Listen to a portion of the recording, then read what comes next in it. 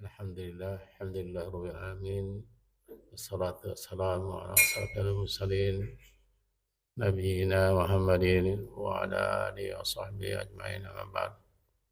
Mari kita senantiasa memanjatkan puji dan syukur kita kepada Allah Subhanahu wa taala yang telah begitu banyak memberikan nikmat kepada kita, di antaranya nikmat iman, nikmat Islam, kemudian nikmat sehat, nikmat kesempatan sehingga kita bisa melaksanakan kewajiban kita, yaitu menjalankan sholat subuh secara berjamaah di Masjid Al-Muhajirin ini.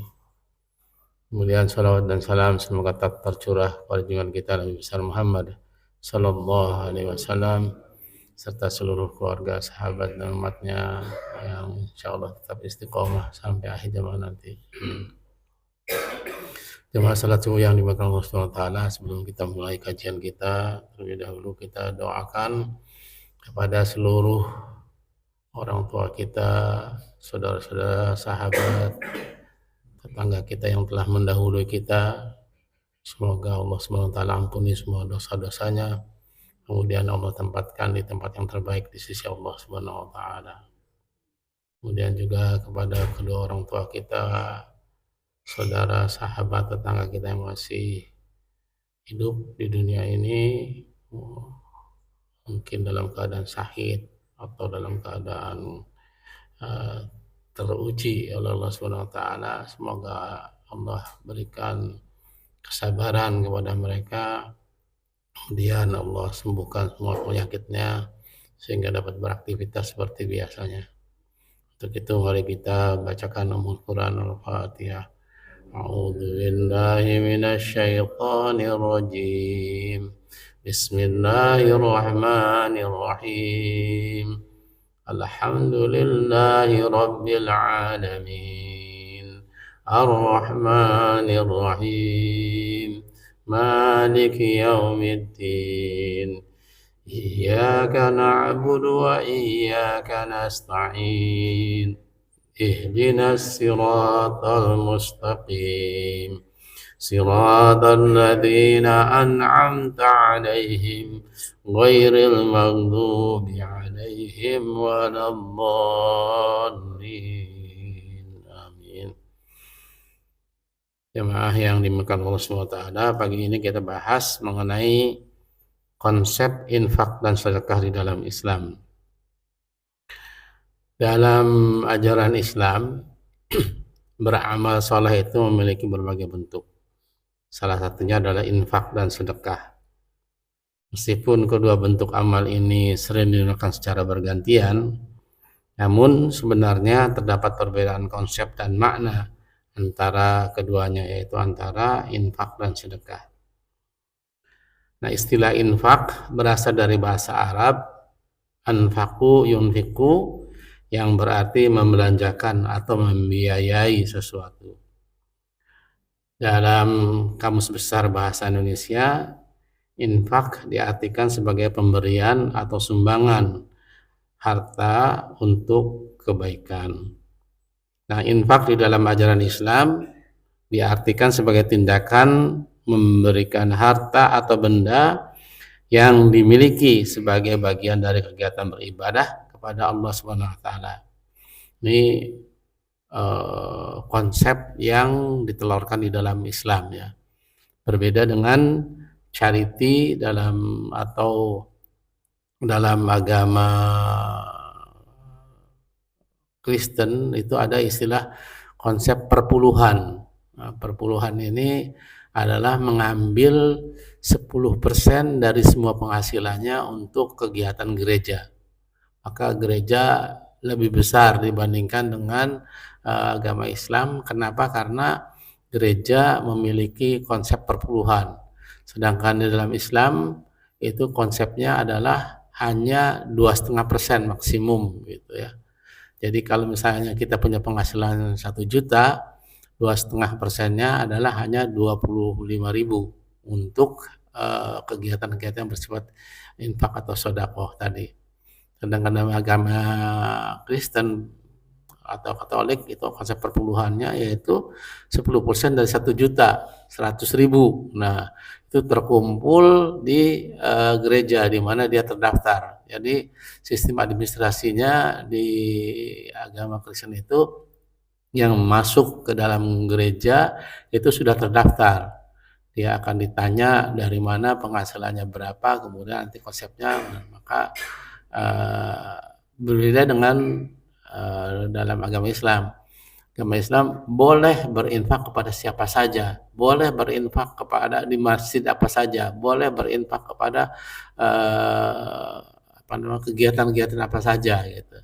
Malah masuk ke masjid aja tidak ditanya, dari golongan mana gitu, enggak. Semuanya masjid bebas gitu, mau masuk ke di masjid ini, di masjid sana, di masjid itu. Cuman mungkin yang pengalaman saya itu ketika saya Jumatan di Jogja, itu saya masuk ke masjidnya ini apa namanya, aliran LDII. Jadi saya nggak tahu bahwa itu LDII, jadi saya masuk ke situ, semua pada nengok gitu, ada jamaah baru nih katanya, mungkin dalam hatinya, karena LDII juga konsepnya hampir sama dengan agama Kristen. Dia semua yang masuk ke situ didaftar gitu. Siapa saja jamaahnya, di mana tempat tinggalnya, kemudian berapa penghasilannya, karena dia akan menerapkan konsep perpuluhan tadi 10%. Nah, kembali ke apa yang saya sampaikan ini, bahwa infak itu diartikan memberikan harta atau benda yang dimiliki sebagai bagian dari kegiatan beribadah kepada Allah. Beribadah kepada Allah itu artinya kita meniatkan. Jadi harus ada niat di dalam hati kita untuk berinfak gitu. Nah, ini yang membedakan dengan konsep memberikan sesuatu kepada yang tanpa niat kepada Allah SWT. Setiap niat yang diberikan hanya kepada Allah pasti akan Allah catat sebagai pahala kebaikan. Nah, sedangkan makna sedekah diambil dari kata bahasa Arab yaitu sodakoh, yang berarti berasal dari kata sidik atau berarti kebenaran. Nah, kebenaran ini artinya memberikan sesuatu untuk sesuatu yang benar. Nah, ini bedanya dengan konsep yang lainnya.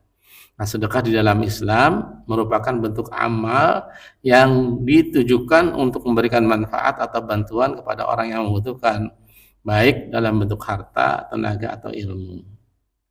Nah, ada perbedaan konsep dan makna antara infak dan sedekah dalam Islam. Yang pertama mengenai tujuan dan sasaran. Saya ambil dari Basnas bahwa infak lebih berorientasi pada kegiatan pembangunan dan pengembangan umat Islam. Jadi setiap yang berorientasi pada kegiatan pembangunan dan pengembangan umat Islam, maka itu disebutkan sebagai infak. Infak diharapkan dapat membantu misalnya untuk pembangunan masjid, untuk pembangunan musola, untuk pendirian sekolah Islam atau rumah sakit Islam dan proyek-proyek lain yang berkepentingan dengan umat Islam. Itu konsep dari infak itu sendiri. Sedangkan sedekah itu tujuannya difokuskan pada pemberian bantuan kepada orang-orang yang membutuhkan seperti fakir miskin, anak yatim, dan janda-janda yang tidak mampu. Ini konsep dasar dari sedekah berdasarkan tujuannya. Yang kedua, berdasarkan bentuk amal, infak itu lebih mengacu pada bentuk amal yang berupa pemberian harta dan benda yang dimiliki. Infak bisa juga berupa zakat atau sedekah. Sedangkan sedekah biasanya bisa berbentuk bantuan dalam bentuk harta, tenaga, atau ilmu.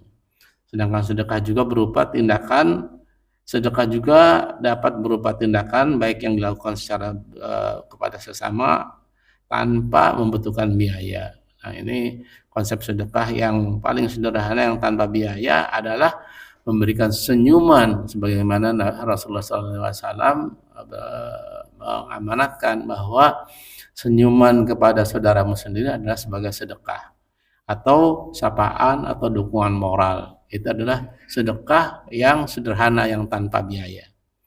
Selanjutnya yang membedakannya adalah berdasarkan kepentingan. Infak bertujuan untuk membangun dan mengembangkan kepentingan umat Islam dalam bidang sosial, ekonomi, dan keagamaan. Infak juga diharapkan dapat membantu memperkuat solidaritas dan persatuan antar umat Islam. Ini ukhuwahnya di sini. Jadi kepentingannya apa? Kepentingannya infak itu adalah untuk kegiatan-kegiatan yang sifatnya membangun persatuan umat Islam.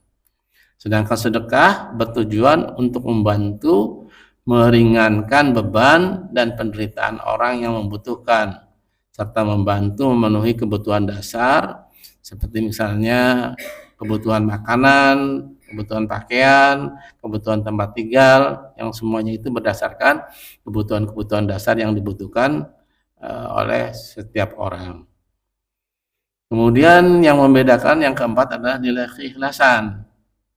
Nah, infak dan sedekah itu sama-sama diharapkan dilakukan dengan penuh keikhlasan tanpa mengharapkan imbalan apapun juga. Itulah makna keikhlasan. Namun, infak ini cenderung lebih menekankan pada konsep keikhlasan dalam beramal untuk memperoleh keberkahan dan ridha Allah Subhanahu wa taala. Sementara sedekah lebih menekankan pada konsep kepedulian dan empati terhadap sesama manusia. Walaupun tujuan akhirnya adalah mendapatkan ridho dari Allah Subhanahu wa taala. Nah, di dalam ajaran Islam, beramal dengan penuh keikhlasan dan tanpa mengharapkan imbalan apapun dari manusia merupakan tindakan yang sangat dianjurkan dan berpotensi memberikan pahala yang besar di sisi Allah Subhanahu wa taala sepanjang dia merasa bahwa apa yang dikeluarkannya itu sebagai sesuatu yang ikhlas, hanya semata-mata mengharap ridho Allah Subhanahu wa taala. Oleh karena itu, baik infak maupun sedekah sama-sama memiliki nilai dan makna yang penting dalam kehidupan beragama. Rasulullah Sallallahu Alaihi Wasallam telah memperingatkan kepada kita umatnya agar berhati-hati untuk tidak berbuat riya atau ingin dipuji karena memberikan sesuatu, atau ingin namanya berkibar di lingkungannya karena memberikan sesuatu. Dan bersedekahlah semata-mata untuk mencari ridha Allah Subhanahu wa taala. Selain dapat meringankan beban orang lain, melaksanakan sedekah juga sebagai ungkapan rasa syukur atas nikmat yang telah diberikan Allah Subhanahu wa taala. Dalam hadis riwayat Bukhari dan Muslim, Rasulullah sallallahu alaihi wasallam bersabda bahwa setiap anggota badan manusia itu diwajibkan bersedekah setiap harinya selama matahari masih terbit. Kamu mendamaikan antara dua orang yang berselisih adalah sedekah. Kamu menolong seseorang naik ke atas kendaraannya atau mengangkat barang bawaannya ke atas kendaraannya juga sedekah. Setiap langkah kakimu menuju tempat sholat juga dihitung sedekah. Dan menyingkirkan duri dari jalan adalah juga sedekah. Sementara dalam hadis yang diriwayatkan oleh Abu Dzar Al-Ghifari radhiyallahu an, Rasulullah SAW bersabda, pada setiap hari di kala matahari terbit, setiap jiwa diwajibkan bersedekah. Lalu bertanyalah Abu Dzar, bagaimana kami bersedekah sedangkan kami tidak mempunyai harta? Ini pertanyaan dari Al-Ghifari, pertanyaan dari Abu Dzar kepada Rasulullah SAW. Lalu Rasulullah SAW menjawab, di antara pintu-pintu sedekah ialah ia bertakbir, ia bertasbih, ia bertahmid, ia bertasyahud, ia beristighfar, beramal ma'ruf nahi mungkar, menyingkirkan rintangan-rintangan jalan yang dilalui orang seperti duri, tulang, dan batu, menuntun orang buta, memberi pengertian kepada orang yang tuli dan bisu sampai dia mengerti, memberi petunjuk kepada orang yang mencari sesuatu yang engkau tahu tempatnya, mendatangi orang yang minta tolong yang karena dia kesusahan, kemudian dia merasa lemah, dengan menyingsingkan baju dan betisnya, semuanya adalah merupakan sedekah bagimu. Jadi sedekah bukan dibatasi oleh jumlah harta yang kita miliki. Sedekah itu bisa juga dilakukan dengan tanpa biaya tadi. Misalnya tadi kita bertakbir, kita bertahlil, kita bertahmid, bertasbih, kita bertasyahud, kita beristighfar, semua adalah bagian dari sedekah sepanjang bagian kita melakukannya dengan keikhlasan karena semata-mata mengharapkan ridha Allah Subhanahu wa taala. Itu sedekah-sedekah yang sering kita lupakan. Kita bertahmid, bertahlil, bertakbir, bertasyahud itu mengucapkan syahadat, asyhadu an la ilaha illallah wa asyhadu anna Muhammadar Rasulullah, itu tasyahud namanya.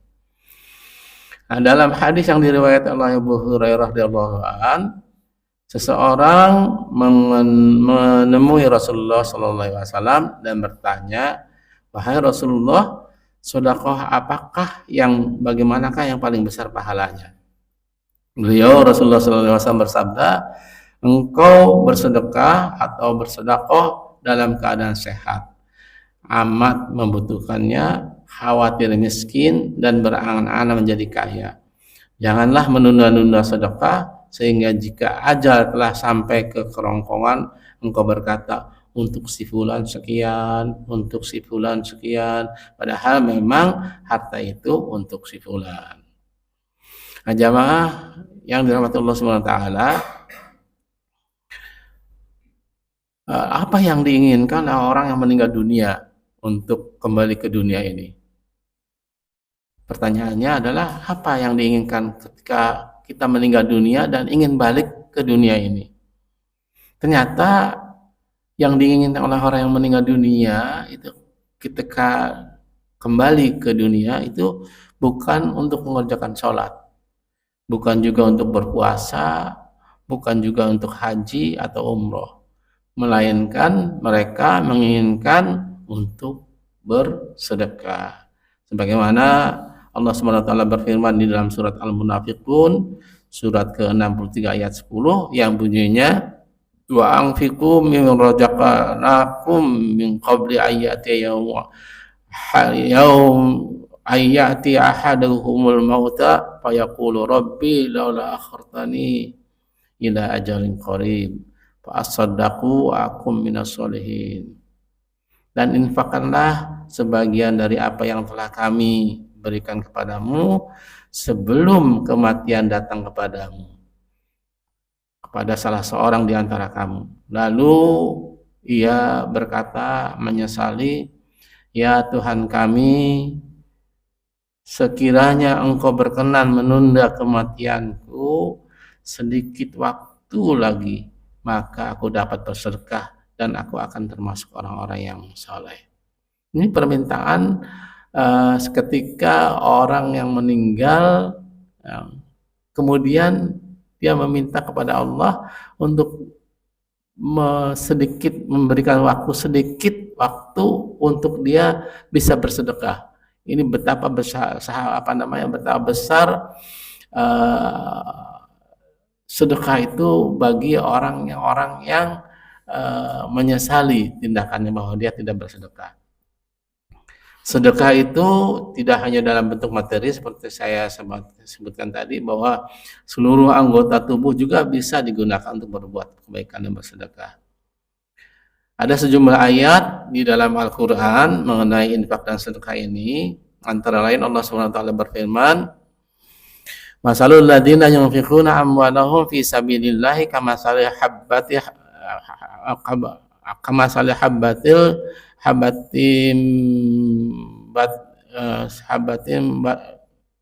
anbatat sab'a sanabila fi kulli sumbulatin ma'ata habbah mi'ata habbah wallahu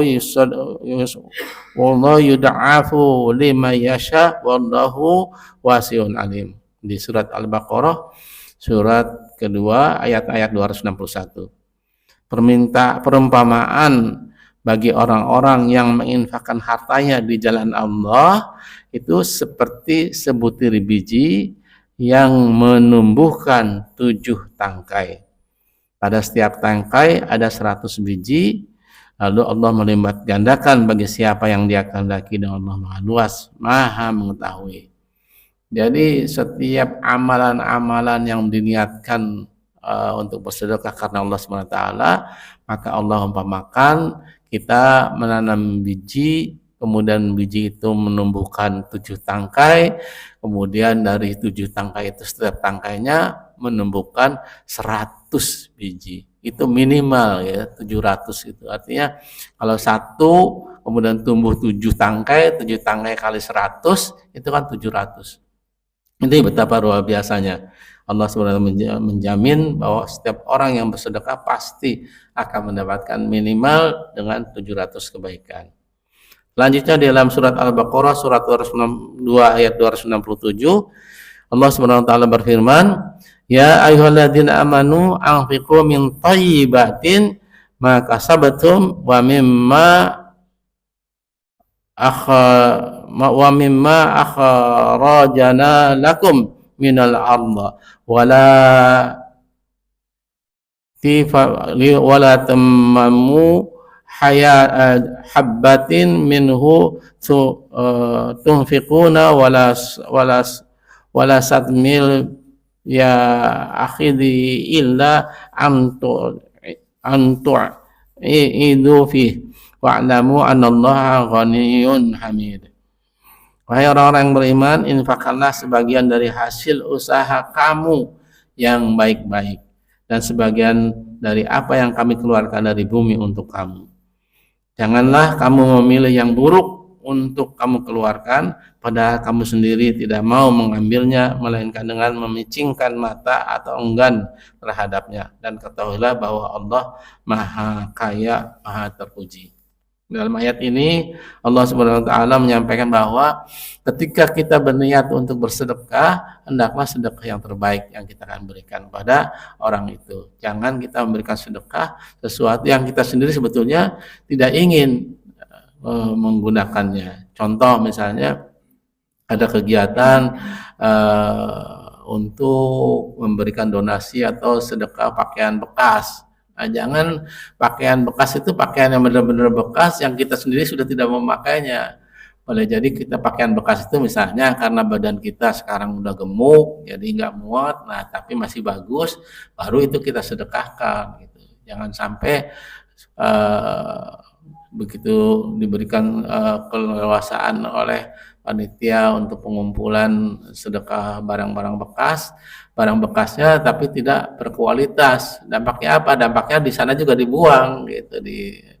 Banyak sekali orang-orang yang salah mengartikan bahwa yang dimaksud dengan pakaian bekas itu pakaian yang memang bekas gitu, bekas yang sudah kita tidak pakai lagi karena misalnya sobek-sobek atau karena udah lapuk karena usia. Nah, semuanya itu jangan kita berikan pada orang-orang yang membutuhkan, tapi berikanlah yang terbaik yang kita sendiri merasa bahwa itu adalah terbaik untuk kita sedekahkan. Jangan sampai orang yang diberi sedekahnya itu sendiri malah merasa bahwa apa yang diberikan oleh kita ini sesuatu yang umumnya kurang kurang, kita sendiri tidak ingin untuk digunakan. Nah, oleh karena itu mari kita belajar untuk coba memberikan sesuatu yang terbaik yang kita miliki untuk diberikan kepada orang lain. Supaya apa? Supaya apa yang kita niatkan itu menjadi yang terbaik juga pahalanya dari Allah Subhanahu wa taala. Selanjutnya di dalam surat Ali Imran, surat ketiga ayat ke-92. Allah Subhanahu wa taala berfirman, "Dan tanalul birra hatta tunfiqu mimma tuhibbu wa la tunfiqu min syai'in fa innallaha bihi alim." Kamu tidak akan memperoleh kebajikan sebelum kamu menginfakkan sebagian harta yang kamu cintai, dan apapun yang kamu infakkan tentang hal itu, sungguh Allah Maha mengetahui. Nah, ini konsep yang ketiganya, bahwa menginfakkan itu apa yang kita cintai sebetulnya gitu. Ketika kita mencintai misalnya barang itu, kemudian barang itu diminta oleh orang lain, maka itulah yang diberikan kepada orang lain, itu sebagai sesuatu yang kita cintai. Jangan sampai kita memberikan sesuatu yang sudah kita tidak cintai sebetulnya gitu pada dasarnya, dan kemudian kita berikan kepada orang lain. Ini konsep dasar dari memberikan sesuatu yang terbaik yang kita cintai kepada orang lain itu tadi. Selanjutnya di dalam surat Al-Baqarah surat kedua ayat 215 Allah Subhanahu wa taala berfirman, "Yas'alunaka madza yunfiqun qul ma anfaqtum min khairi falillahi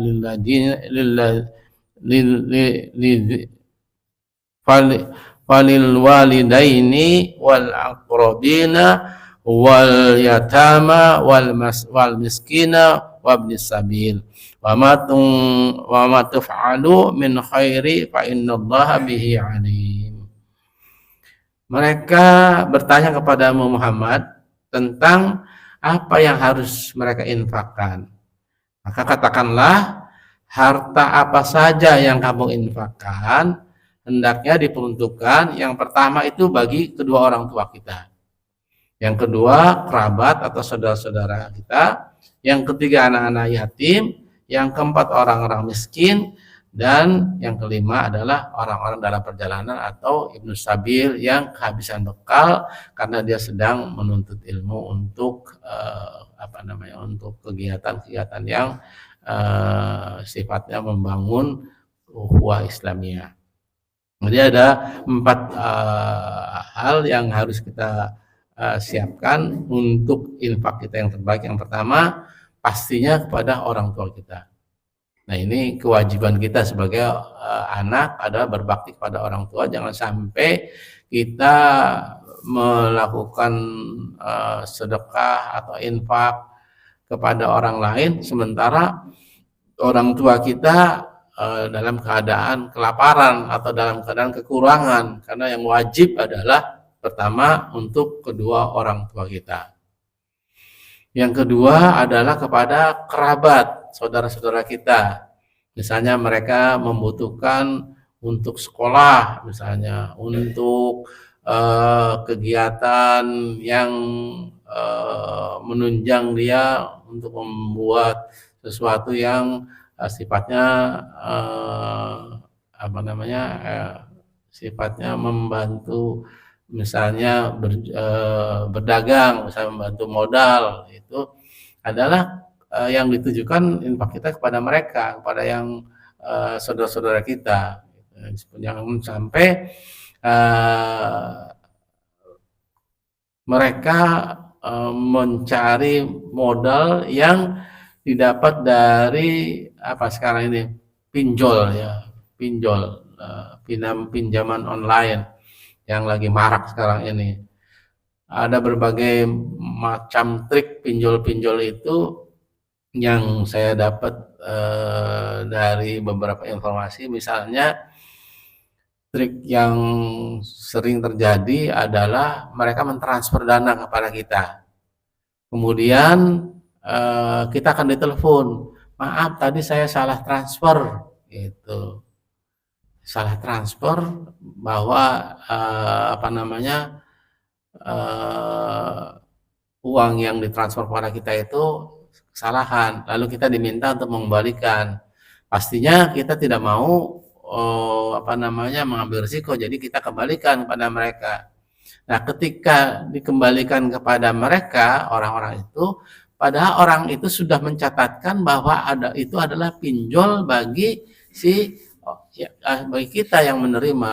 Ini bahaya sekali kan. Misalnya gini, saya ditransfer uang 1 juta, terus ada orang telepon ke saya, maaf yang 1 juta itu adalah salah transfer. Jadi saya kembalikan kepada orang itu. Padahal orang itu sudah mencatatkan kita di pinjol bahwa kita minjem 1 juta gitu. Nah, orang yang ngirim itu akan menerima dana transferan dari kita 1 juta. Padahal yang mendaftarkan dia juga kepada pinjolnya itu. Ini kan lebih jahat dari kejahatan ya, karena penipuan seperti itu. Dan itu terjadi katanya gitu. Nah, jadi hindarilah pinjol-pinjol ini.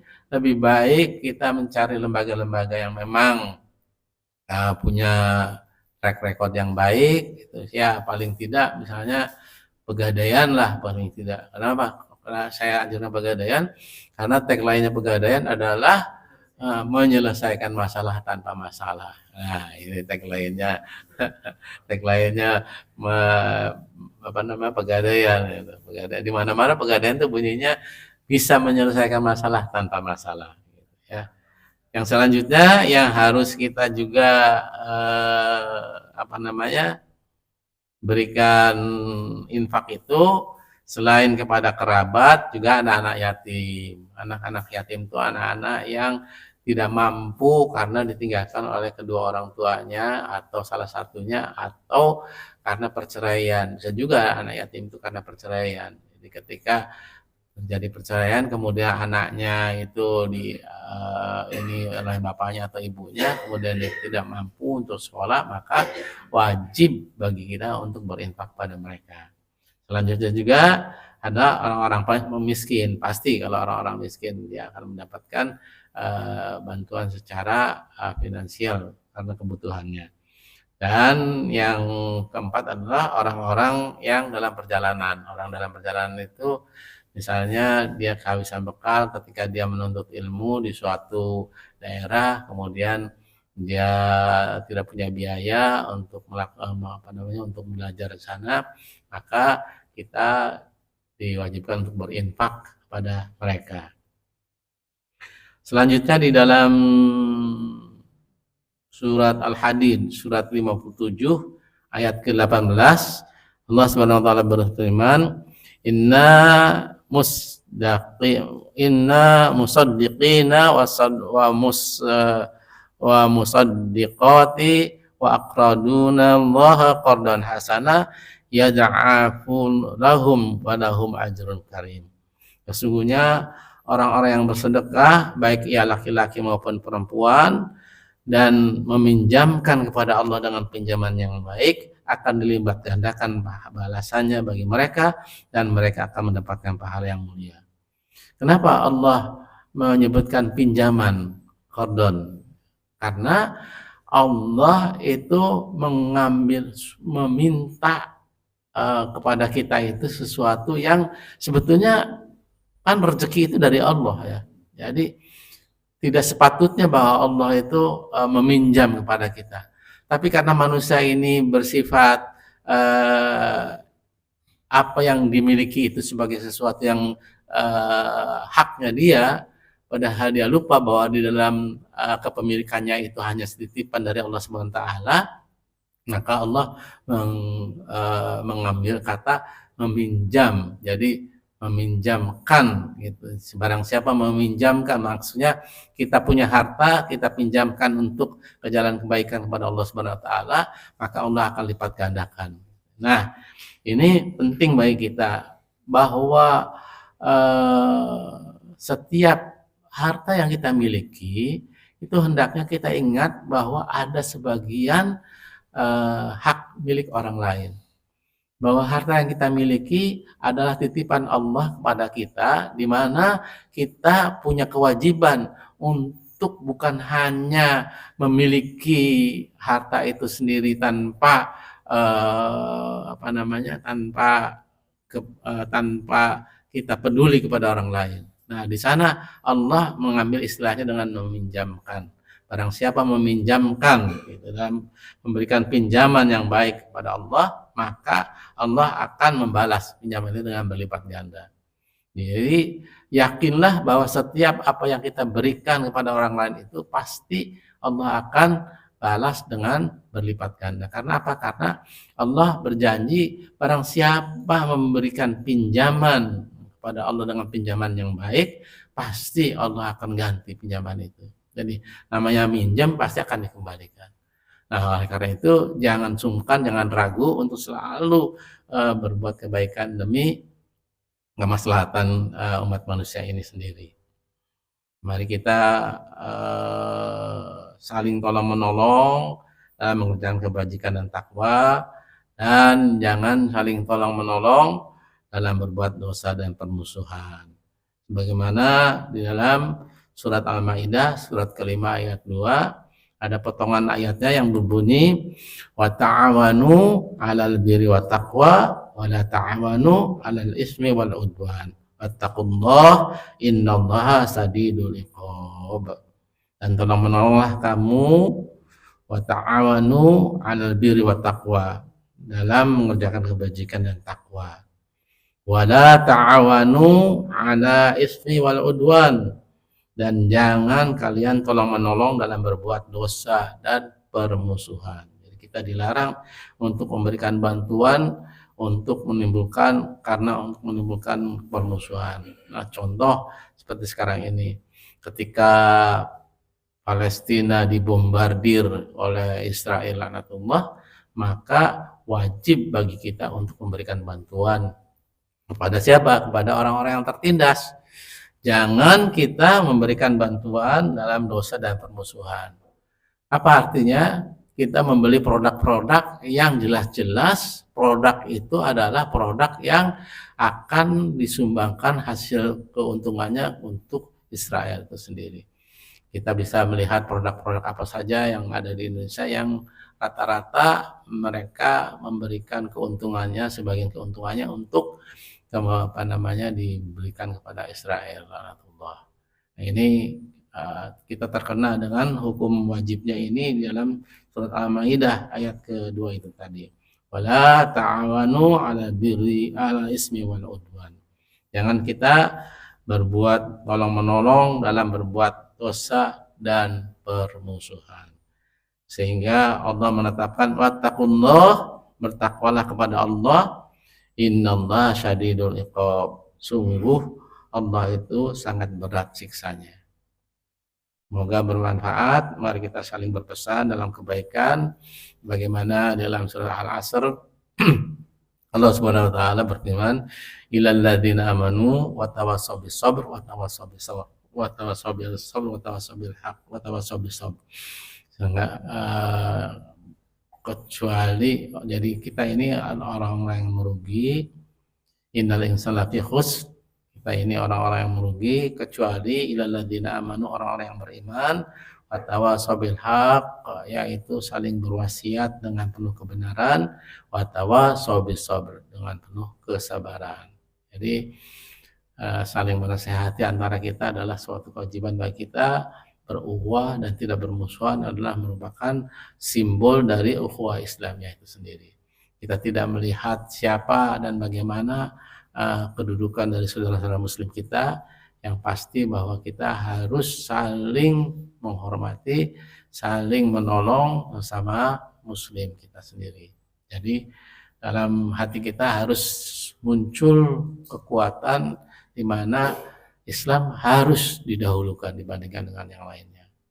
Baik, mungkin itu saja dulu yang bisa disampaikan pada hari ini. Mudah-mudahan bermanfaat bagi kita semua. Mari kita tutup dengan doa kepada majelis. Subhanaka Allahumma bihamdika asyhadu an la ilaha illa anta astaghfiruka wa atubu ilaik. Assalamualaikum warahmatullahi wabarakatuh.